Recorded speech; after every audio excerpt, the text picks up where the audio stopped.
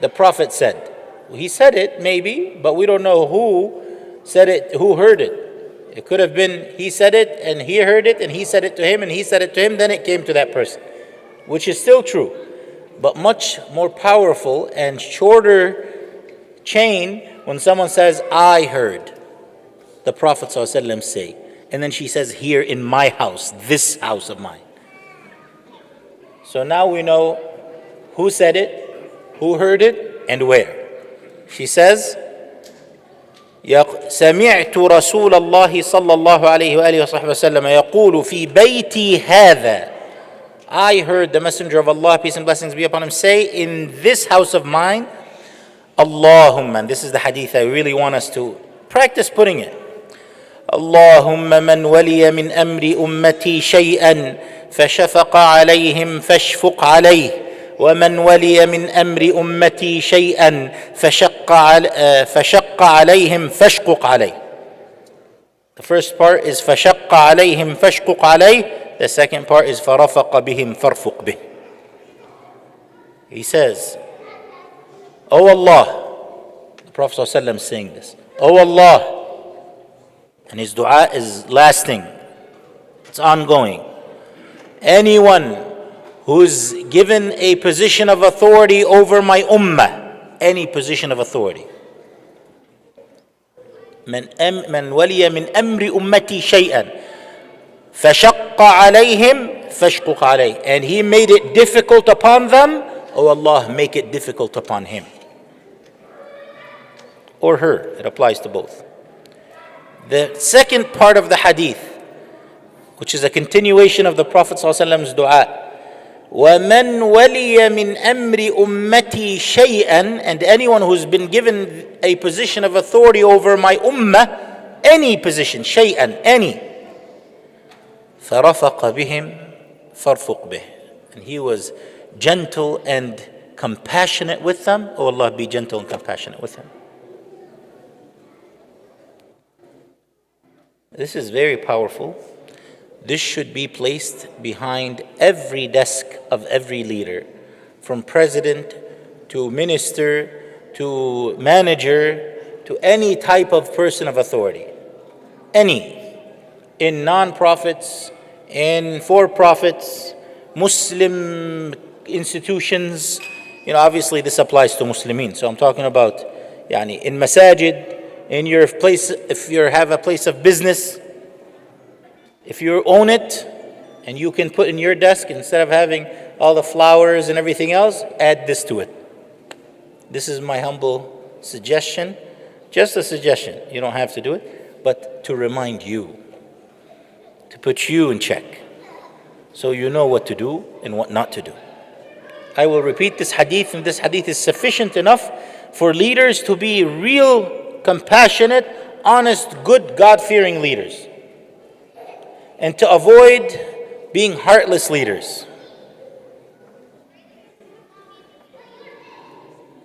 The Prophet ﷺ made a dua, and you should be very excited and concerned when you hear the dua. Excited to follow and be the one that receives the blessings, and concerned if you are not following and you would receive the consequence. He said, Allahumma man waliya min amri ummati shay'an fashaqqa alayhim fashquq alayh, wa man waliya min amri ummati shay'an farafaqa bihim farfuq bih. Oh Allah, anyone who's been given a position of authority, any authority over my ummah, meaning also any person of my ummah, and they are difficult, harsh upon them, O Allah, be difficult and harsh with them. And O Allah, anyone who's been given a position of authority, any position of authority over any of my ummah, and that person is gentle with them, kind and compassionate towards them or with them, O Allah, be kind, gentle, and compassionate with them, with him or her. This is my hadith for today that I want to share. I don't want to add more to it, I want us to reflect upon it. All of us are leaders, as the last Khatira in the hadith was, كُلُّكُمْ رَاعٍ وَكُلُّكُمْ مَسْئُولٌ عَنْ رَعِيَّتِهِ. All of you are leaders, all of you are shepherds, and all of you will be held accountable and questioned about your leadership, about those whom you're supposed to care for. And I explained the leader in Arabic, the word ra'i that the Prophet ﷺ used, the prophetic word selected in this hadith, was the shepherd, which comes from ri'ayah, ra'in, yar'a, takes care of, looks after, looks out for. So a shepherd, his investment, his capital is the sheep that he has. And it's in his best interest and should be his duty to make sure that those sheep are well fed, they're fattened, they're mashallah healthy, they're protected from. By the way, a shepherd can own dogs. A shepherd can own dogs. In Islam, there are several dogs that are permissible for us to own. Yes, we're different from non-Muslims. Welcome to Islam. We're different. Some things are common, some things are different. We eat, drink, sleep like everybody else, mashallah, to some degree, right? Not like everybody else, as in we all sleep, but we sleep differently. We eat differently. We eat with the right hand, we eat things, we avoid not eating things, right? So we have common things, we also have different things, right? When it comes to the ownership and possession of dogs, in Islam we have guidelines also. It's not completely prohibited, as some might think. One of the permissible dogs to own is a shepherd dog. All of you now who like dogs, you want to go buy some sheep, huh? You can also have a hunting dog, trained hunting dog. And it shouldn't be sleeping in your bedroom. Okay? Should sleep comfortably, but in its own quarters, not inside your bedroom. It's different. We're different. Like I said, there are things that are common between Muslims and non, and there are things that are not. They're different. We have to understand that. So one of the dogs that are permissible to own and operate is a shepherd dog. And shepherd dog protects the herd as one of his responsibilities he's trained for. That's not the only. It's one of the primary responsibilities, that he protects the sheep from any attacks, coyotes or wolves or anything like that.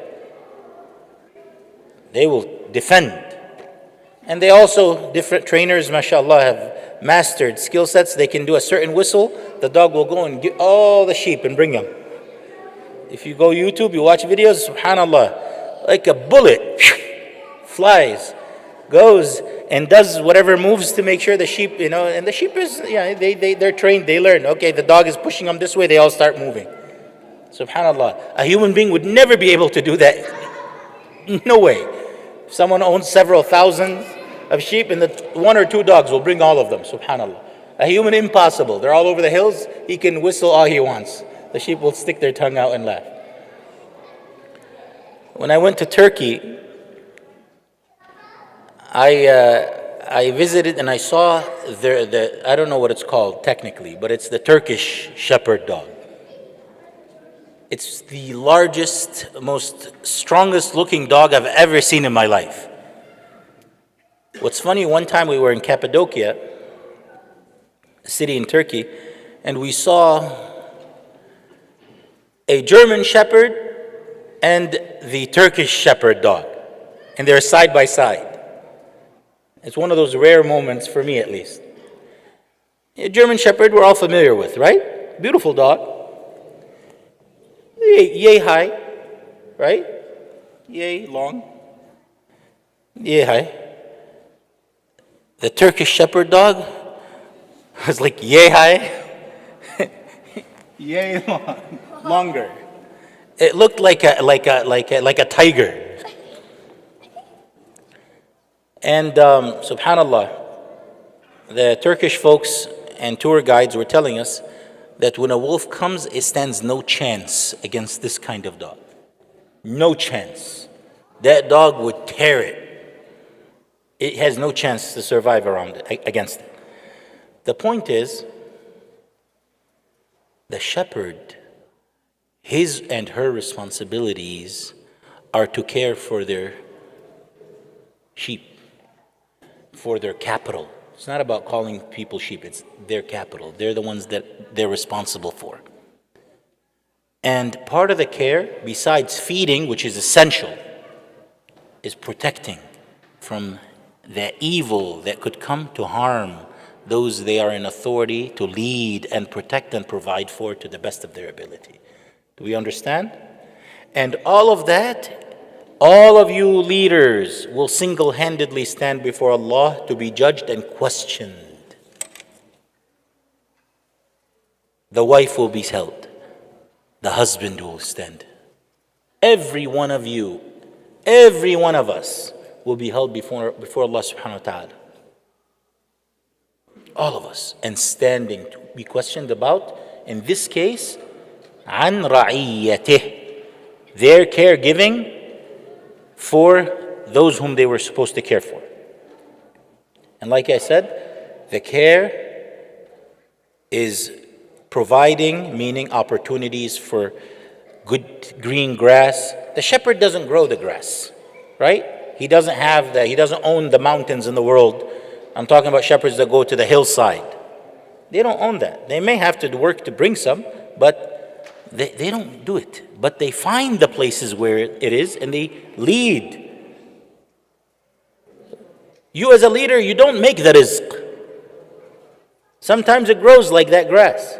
But sometimes, you have to lead your flock to go to those areas and make it, and have them be in areas where it's conducive to their well-being. And know, as this dunya is not Jannah, it's not utopia. This dunya will have wolves and coyotes and shaitans come to attack and harm and steal and cause havoc. And you, part of your responsibility as a leader is to protect from that kind of harm and attack and destruction. This is important to keep in mind and know that those you are in authority over, those you're responsible for, if you are gentle with them, if you are caring for their well-being, and rafiq, rafaqa bihim, rifq. Allah, the Prophet ﷺ's dua, he asked Allah to be like that towards you, gentle and compassionate towards you.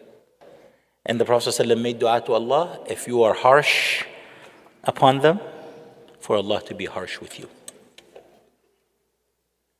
So in conclusion, that's the hadith that's super precious, super important. So much so that I would suggest that it should be placed in a nice poster in Arabic and the translation of whatever local language is at the bottom, and placed on the wall of every single leader's office wall, behind his desk or her desk, to remind them of what they want, how they want Allah to deal with them. And lastly, in Islam, we have things that are common and we have things that are certainly different.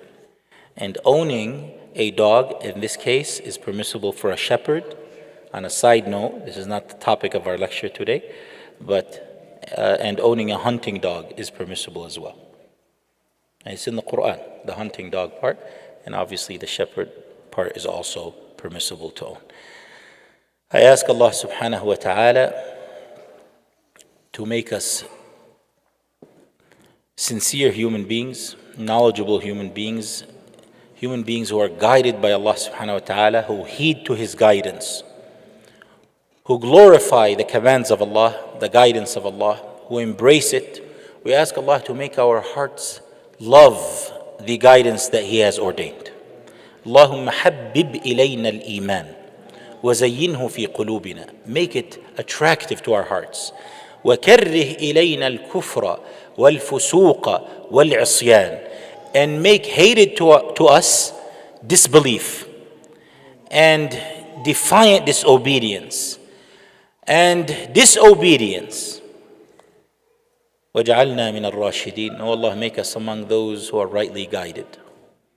O Allah, we ask you to shower us with your blessings. Have us only rely upon you. In you we put our full and place our full and complete reliance and trust. O Allah, we ask you to protect us, to guide us, to defend us.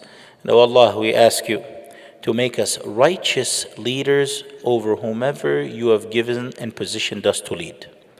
O Allah, make us compassionate leaders, kind, gentle leaders, lenient leaders where leniency is needed, strong leaders where strength is needed.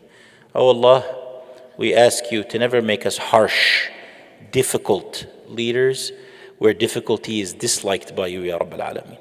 O Allah, we ask you to always want goodness for others, to care for the well-being of others, especially those whom we are responsible for. And O Allah, we ask you to make from these gatherings be inspired and come a generation of leaders that are righteous, that will lead in the ways that will please you. And O Allah, bring their leadership to good, righteous fruition.